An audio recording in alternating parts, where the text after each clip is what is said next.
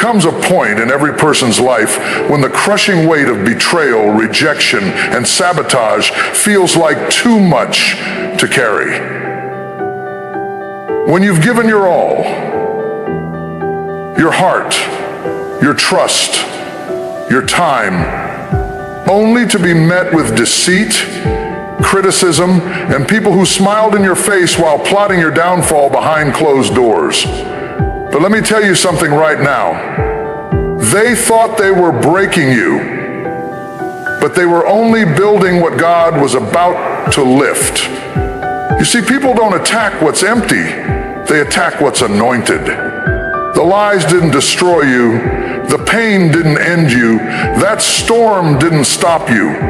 In fact, it was fuel, divine fuel, because when God's hand is on your life, no weapon formed against you can prosper. When heaven calls your name, hell can't block your elevation. They dug a ditch for you, but baby, you're not going down, you're rising up. So don't you waste another tear over who left, who lied, or who tried to break you, because the same crowd that mocked your fall is about to witness your rise.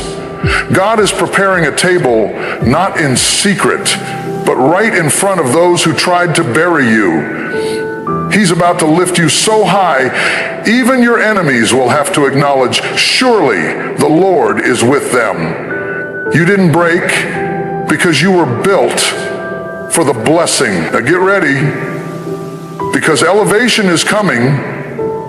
They thought breaking you would end you. They assumed that if they pushed hard enough, lied loud enough, and walked away cold enough, you'd fall apart and never rise again. But what they didn't know, what they couldn't see, is that there's a hand over your life that doesn't let pain have the final say. You weren't just going through a breakdown. You were stepping into a breakthrough. The pain wasn't punishment, it was preparation. The tears you cried in secret weren't wasted. They were watering the soil for something divine. See, the breaking wasn't random, it was strategic. That betrayal wasn't an accident. That rejection, it didn't catch heaven off guard. It was all part of a divine setup. You were being positioned, not punished. You were being carved, not crushed. Every time they tried to break you, heaven tightened its grip on you. Because even when people plot, God plans. And His plan will always prevail. You don't get oil without pressing the olive. You don't get wine without crushing the grape. And you don't discover the strength inside you until the weight above you pushes you to your knees. The breaking was painful, but it was also the birthplace of your power. That breaking revealed what was fake and what was faithful. That breaking shook your comfort, but it also stirred your calling. It forced you to see who was really for you, and it opened your eyes to who was always sent to distract and delay your destiny. It stripped the mask off of the familiar and exposed the danger in what you once defended. You didn't just survive that season, you were transformed in it. And here's the thing, while they were busy trying to tear you down, God was quietly building you up from the inside. Piece by piece, layer by layer. Strength where there was weakness. Wisdom where there was once naivety. Fire where there was once fear. The same hands that let the storm roll in were the same hands securing your anchor. Because He knew what they didn't. You were built for this. Built for battles. Built for pressure. Built for purpose. Every lie they told about you was just fuel for your launch. Every time they laughed at your pain, it only added power to your process. Because when God has marked you, the attack will come not because you're weak, but because you're valuable. And sometimes the breaking is the evidence, not of your failure, but of your favor. People don't try to destroy what they're not threatened by. The enemy didn't come for you because you were empty. He came because you're full of calling, full of purpose, full of destiny. And my concern is that the people, they thought their absence would cripple you. They thought their silence would crush you. They thought leaving you at your lowest would bury you. But what they didn't know is that buried and planted look the same until something starts to grow. And oh, how you grew in silence, in the shadows, in the suffering. You were sprouting where they left you for dead. And now, you're about to bloom in front of their eyes. They didn't see the prayers you prayed when no one was watching. They didn't hear the battles you fought in your mind when you still chose to smile. They didn't feel the weight you carried when you got up and kept going anyway. That breaking didn't destroy you. It defined you. It refined you. It elevated your discernment, deepened your faith, and sharpened your focus. Let them talk. Let them watch. Let them wonder how you're still standing. Because when God allows a breaking, He's not trying to finish you. He's preparing to reveal what's inside you. You didn't lose in that season. You leveled up. You didn't come out weaker. You came out wiser. You came out stronger. You came out bolder. That pressure unlocked something holy in you. That isolation became your consecration.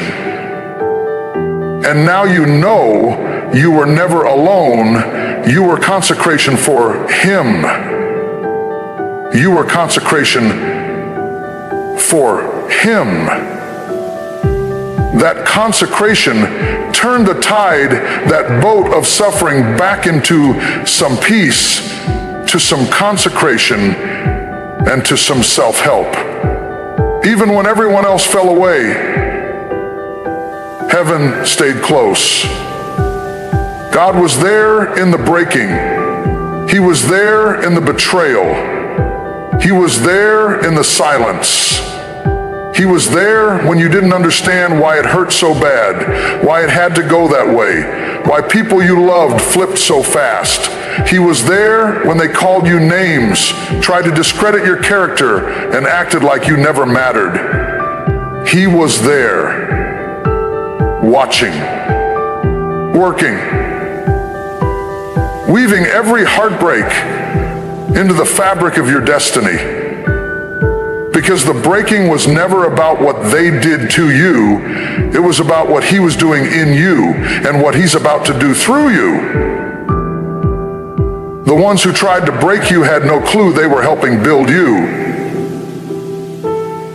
The ones who thought they were burying you didn't realize they were planting the seed of your next level. So, don't curse the breaking.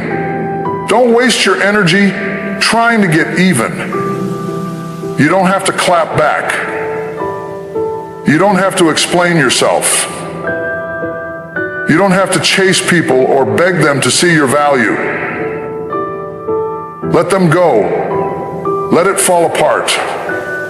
Because if it broke, it wasn't meant to carry you where you're going. If it left, it couldn't handle the weight of your destiny. You're still here for a reason. You're breathing because there's more. And what's coming next will make sense of everything that didn't.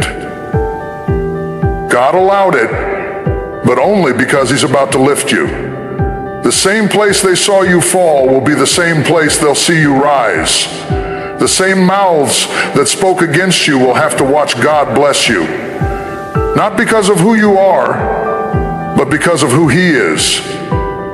Faithful, just, and always on time. So hold your head up, shake the dust off your feet, and step into your next season knowing this: the breaking didn't break you. It birthed the best version of you. And that was the plan all along.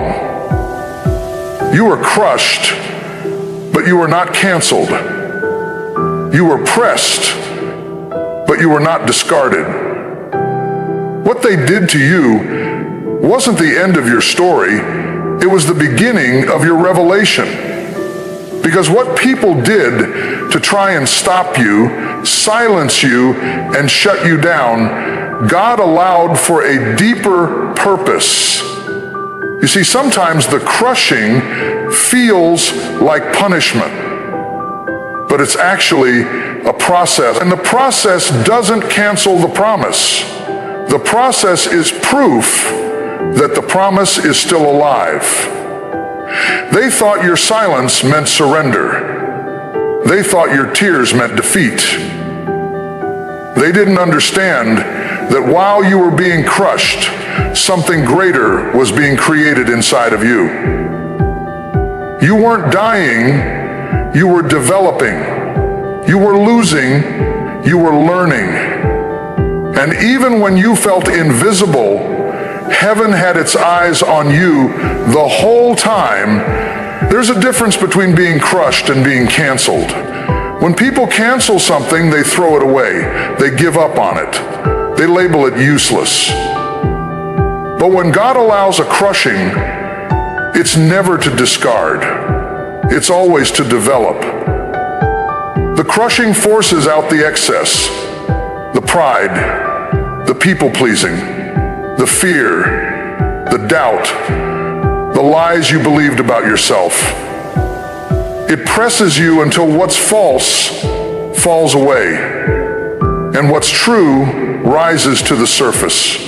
And look at you now, still breathing, still standing, still holding on. You may not have everything you once had, but you've got something more valuable now. Clarity, grit, wisdom. You know who you are now in a way you didn't before the pain came, before they walked away, before the betrayal, before the silence, before the crushing. You survived moments you thought would take you out. You endured storms that had every reason to destroy you, and yet you're still here. That's not weakness. That's strength. That's purpose. That's the hand of God on your life. Because if it were up to people, you would have been canceled a long time ago. They counted you out. They gossiped about your fall. They pointed fingers at your flaws. But God didn't cancel you, He covered you. They walked away thinking you'd never get back up. But what they didn't realize is that your survival isn't rooted in human approval. It's sustained by divine assignment. And when you're assigned by heaven, no amount of hate can undo what's been placed on your life. You weren't built by applause, and you won't be broken by absence. You weren't made for popularity. You were made for purpose. The crushing humbled you. It stripped you of the ego that was weighing you down. It silenced the noise that distracted you. It removed the people who were never really for you, only around you when it benefited them. It purified your vision. It intensified your hunger. It deepened your reliance on God. You don't come out of a crushing the same. You come out refined. You come out wiser. You come out with scars that don't represent shame but survival. You walk different. You talk different. You move with intention now. You see through fake smiles. You're no longer desperate for validation. You're no longer addicted to approval. The crushing exposed the truth and reminded you of who you really are. Chosen, covered, and still called. And that was the plan all along. You were crushed, but you were not canceled. You were pressed, but you were not discarded. What they did to you wasn't the end of your story. It was the beginning of your revelation. Because what people did to try and stop you, silence you, and shut you down, God allowed for a deeper purpose. You see, sometimes the crushing feels like punishment, but it's actually a process. And the process doesn't cancel the promise. The process is proof that the promise is still alive. They thought your silence meant surrender. They thought your tears meant defeat. They didn't understand that while you were being crushed, something greater was being created inside of you. You weren't dying, you were developing. You weren't losing, you were learning. And even when you felt invisible, heaven had its eyes on you the whole time. There's a difference between being crushed and being canceled. When people cancel something, they throw it away, they give up on it. They label it useless. But when God allows a crushing, it's never to discard, it's always to develop. The crushing forces out the excess, the pride, the people-pleasing, the fear, the doubt, the lies you believed about yourself. It presses you until what's false falls away and what's true rises to the surface. And look at you now, still breathing, still standing, still holding on. You may not have everything you once had, but you've got something more valuable now. Clarity, grit, wisdom. You know who you are now in a way you didn't before the pain came, before they walked away, before the betrayal, before the silence, before the crushing. You survived moments you thought would take you out. You endured storms that had every reason to destroy you, and yet you're still here. That's not weakness, that's strength. That's purpose. That's the hand of God on your life. Because if it were up to people, you would have been canceled a long time ago. They counted you out. They gossiped about your fall. They pointed fingers at your flaws. But God didn't cancel you, He covered you. They walked away thinking you'd never get back up. But what they didn't realize is that your survival isn't rooted in human approval. It's sustained by divine assignment. And when you're assigned by heaven, no amount of hate can undo what's been placed on your life. You weren't built by applause, and you won't be broken by absence. You weren't made for popularity. You were made for purpose. The crushing humbled you. It stripped you of the ego that was weighing you down. It silenced the noise that distracted you. It removed the people who were never really for you, only around you when it benefited them. It purified your vision. It intensified your hunger. It deepened your reliance on God. You don't come out of a crushing the same. You come out refined. You come out wiser. You come out with scars that don't represent shame, but survival. You walk different. You talk different. You move with intention now. You see through fake smiles. You're no longer desperate for validation. You're no longer addicted to approval. The crushing exposed the truth and reminded you of who you really are. Chosen, covered, and still called. Let them wonder how you're still moving. Let them whisper about your comeback. Let them scroll in silence as you rise again. Because while they were busy trying to cancel your name, heaven was still writing your next chapter.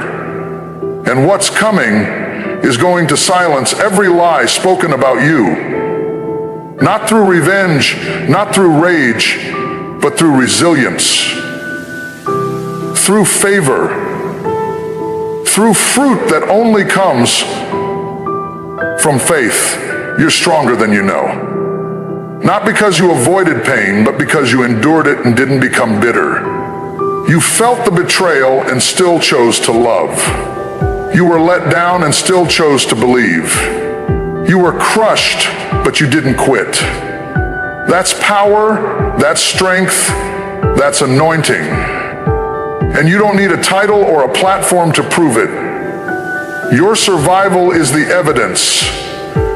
The enemy threw everything at you, and it still wasn't enough. That should have been your breaking point. That moment when everything came crashing down, that should have been the end. But God said no. He said, not yet. He said, I'm not done with you. I'm just getting started, because you're not canceled. You're covered. You're not forgotten. You're favored. You're not finished. You're being formed. So hold your head up. Don't let what they did to you define what God is doing in you. The crushing was not your conclusion. It was the catalyst. You may walk with a limp now, but that limp is a sign that you wrestled with something heavy and came out changed.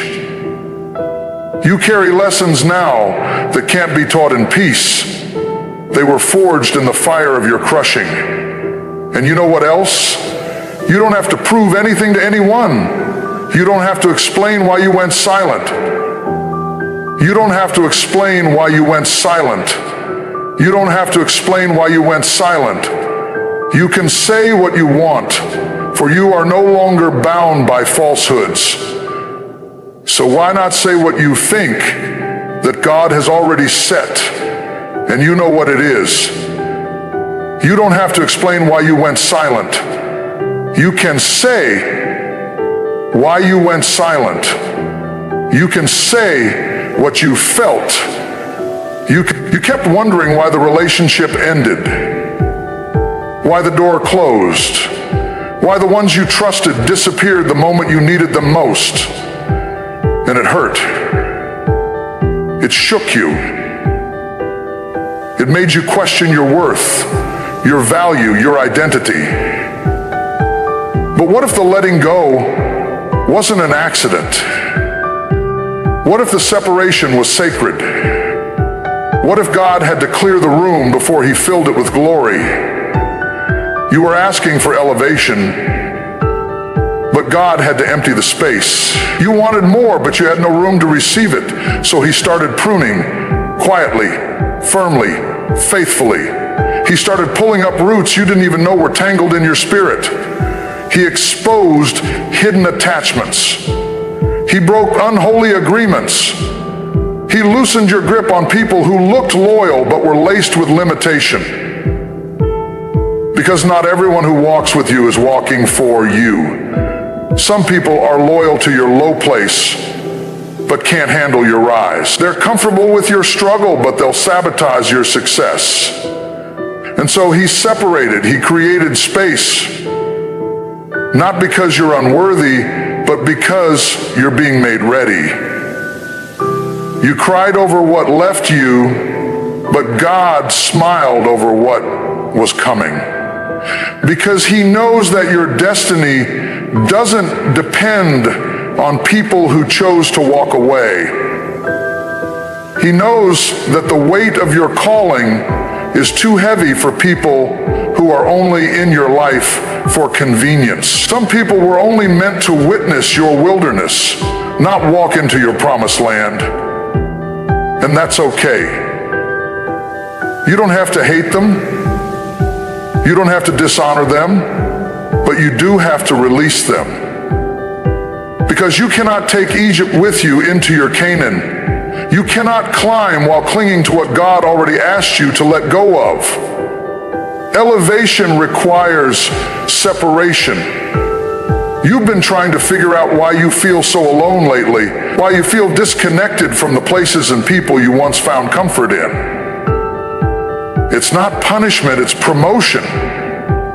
God is drawing you closer. He's refining your ear. He's sharpening your discernment. He's breaking the noise around you so you can hear his voice within you. Because this next level will require more clarity, more maturity, more obedience. And you can't obey what you can't hear. You wanted the mountaintop, but you didn't know the climb would look like loss. You didn't know the journey would cost you community, comfort, and control. But hear this. It's better to go alone with God than to go surrounded without him. It's better to have peace with a few than to have noise with many. It's better to be set apart than to stay stuck trying to fit into circles that never saw you correctly. Some people celebrated your brokenness because it made them feel better about their own. Some people clapped for you when you were low because they never imagined you'd rise. Some people only loved you when you needed them, but despised you the moment you stopped leaning and started leading. And so God had to step in. He saw what you refused to see. He loved you too much to let you stay entangled with people who were secretly praying you wouldn't heal, wouldn't grow, wouldn't shine. So he stripped it, he exposed it, he ended it, not to break you, but to bless you. You can't go higher while holding on to hands that are trying to hold you back. You can't see clearly while entertaining voices that cloud your vision. You can't move forward dragging dead weight from your past. So yes, it hurts. Yes, the separation stings. Yes, the silence feels cold. But don't misread the moment. This is God pulling you into purpose. He's not isolating you to punish you. He's isolating you to prepare you.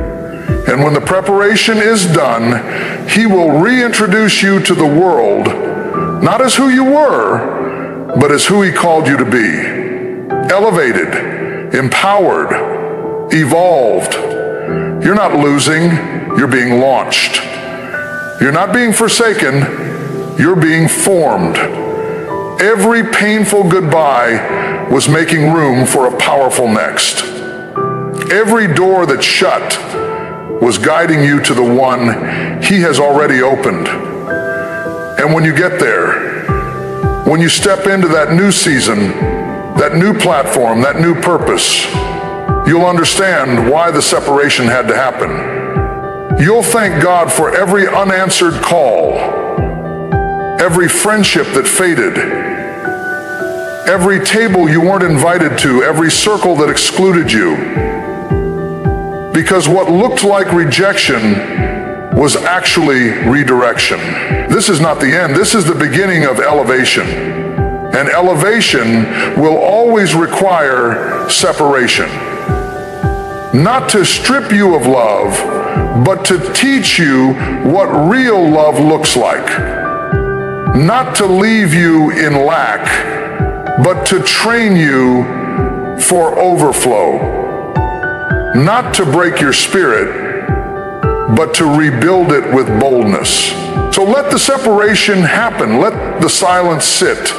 Let the shifting shake what needs to be shaken. Because when it's all said and done, you'll rise, not with bitterness in your heart, but with power in your steps. You'll rise, not weighed down by who left, but freed up by who stayed. And most of all, you'll rise knowing this: God never removes without replacing, never separates without sending, and never prunes without a plan. So trust Him in the parting, trust Him in the silence, trust Him in the letting go. Because what's on the other side of this separation is greater than anything you've ever lost. And when God lifts you, He will do it in such a way that even the ones who walked away will have to admit, this was the Lord's doing, and it is marvelous in our eyes.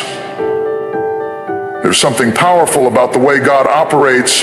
When He begins to lift you, He doesn't just bless you quietly. He doesn't just restore you in private.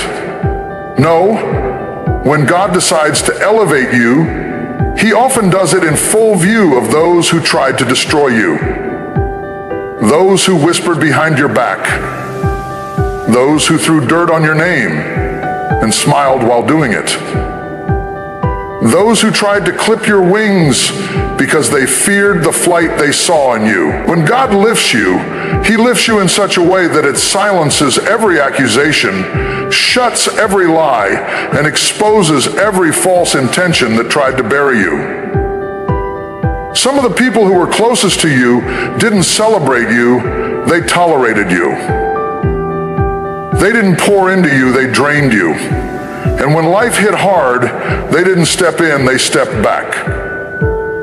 And it broke something in you, not because they left, but because you finally realized they were never really there for the right reasons. They didn't expect you to get back up. They were hoping you'd fold. They were betting on your downfall. But what they didn't know was that your strength doesn't come from them. It comes from a source they cannot touch, they cannot block, and they cannot control. God is not going to let your suffering be wasted. He's not going to let your name be dragged without redemption. He's not going to let the pit be the final chapter of your story. No. He's the kind of God who will allow the enemy to think they've won just long enough to show them how unstoppable His plan for your life really is. The people who thought they had buried you are about to witness the resurrection of everything they tried to destroy. You see, some tables are not for reconciliation, they're for revelation. God prepares a table before you not just to feed you, but to make a statement, a divine declaration that says, you thought they were done. You thought you silenced them. You thought you broke them. But look at them now. That table is not revenge, it's restoration. It's vindication. It's the full circle moment when God shows your enemies what grace really looks like. And make no mistake, your enemies are not always loud. Sometimes they smile with you. Sometimes they clap for you in public and compete with you in private. Sometimes they offer advice that's poisoned with jealousy. Sometimes they pretend to care just enough to keep an eye on your progress. But God sees all, and when He lifts you, it's not just about blessing you, it's about exposing what's been hidden in plain sight. You went through that betrayal for a reason. That abandonment didn't break you, it built you. That pain didn't end you, it empowered you. You learned who was for you and who was only for what you could give them. You discovered the beauty of solitude. You found peace in isolation. You grew in silence. And now God is about to bring you into a space where the same people who tried to write you off will have to watch Him write your comeback. This isn't about arrogance. This isn't about vengeance. This is about testimony. God is about to use your life as evidence. Not just that He restores, but that He remembers. He remembers the tears you cried when no one noticed. He remembers the nights you didn't sleep, wondering if you'd ever feel whole again. He remembers the loyalty you gave to people who gave you lies in return. And He's about to turn every ounce of your pain into purpose. When God lifts you, it's undeniable. It's unexplainable. And it's unstoppable. They won't be able to say it was luck. They won't be able to credit your connections. They'll look at you and know this had to be God. He lifted you because you were faithful when it would have been easier to quit. Because you chose growth over gossip. Healing over hate, silence over slander. You kept showing up, you kept trusting, you kept loving. You stayed planted when you could have walked away. You prayed when you could have plotted. You forgave when you could have fought back. Elevation comes to those who endure with grace. And now your endurance is about to be rewarded publicly, boldly, in the very spaces where they doubted you, in the same environment where you were overlooked, in front of the very people who thought they could cancel what God has called. Don't be surprised when the doors start opening. Don't be shocked when the phone rings with opportunities you didn't chase. Don't be confused when people who once ignored you now act like they've always been in your corner. That's what happens when favor finds you. That's what happens when God steps in and says, "This is my child. This is the one I've chosen. Watch what I do next." And you won't even need to say a word. Your fruit will speak for you. Your progress will silence every critic. Your glow up will humble every hater. Your peace will confuse every person who expected you to stay bitter. Because when God lifts you, He doesn't just lift your name, He lifts your character. That's what God lifts you. He doesn't just lift your name, He lifts your people. Because when God lifts you, He doesn't just lift your name, He lifts your people.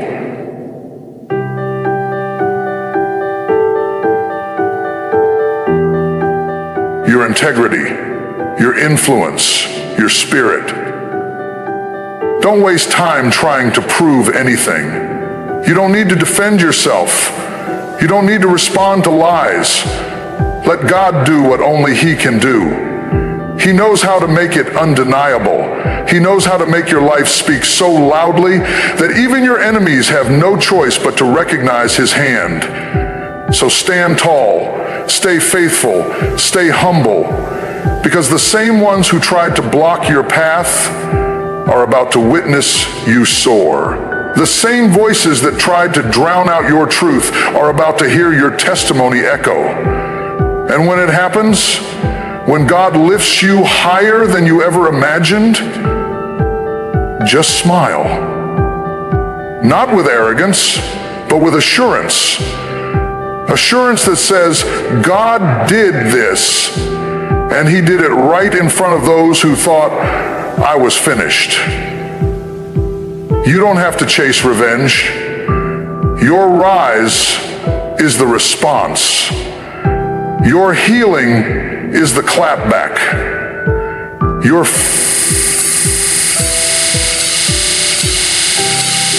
to despise you, then raise your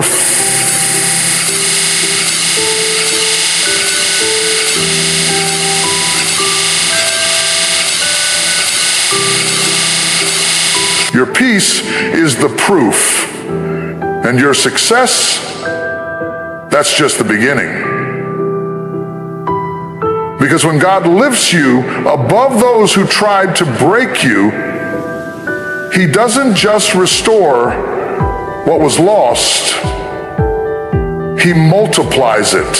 And He does it so that the ones who tried to end you have no choice but to say, surely the Lord is with them.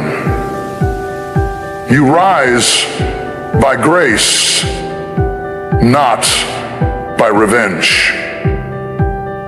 That's the truth the world doesn't want to hear, but heaven keeps repeating.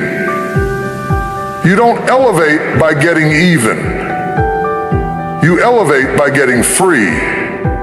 You don't ascend by plotting your comeback in the shadows. You rise when you heal in the quiet. You rise when you decide that peace is more powerful than proving a point, that your growth is a louder testimony than your anger ever could be, that your growth is a louder testimony than your anger ever could be, that God's justice is greater than your retaliation. Revenge feels good to the flesh, but God's justice is greater than your retaliation. Revenge feels good to the flesh, but God's justice is greater than your retaliation. Revenge feels good to the flesh, but God's justice is greater than your retaliation. Revenge feels good to the flesh, but it's poison to the soul. It tricks you into thinking power comes from control, but the truth is, power comes from release. Real power is when you could destroy someone with what you know, but you don't. Real strength is when you could expose every lie, every betrayal, every backstab, but you stay silent and let God speak for you. Not because you're weak, but because you've discovered the value of keeping your hands clean and your heart pure. That voice wasn't weakness, it was wisdom. Because grace doesn't mean you approve of what they did. It means you trust God more than your emotions. It means you'd rather walk in peace than live in bitterness. It means you know vengeance belongs to the Lord, and He doesn't miss. Not a word, not a wound, not a single act done in secret.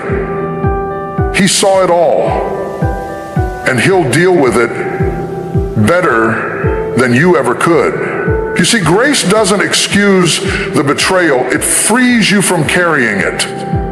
Grace doesn't make you forget, it gives you the strength to move forward while remembering. Grace doesn't pretend the wound didn't happen.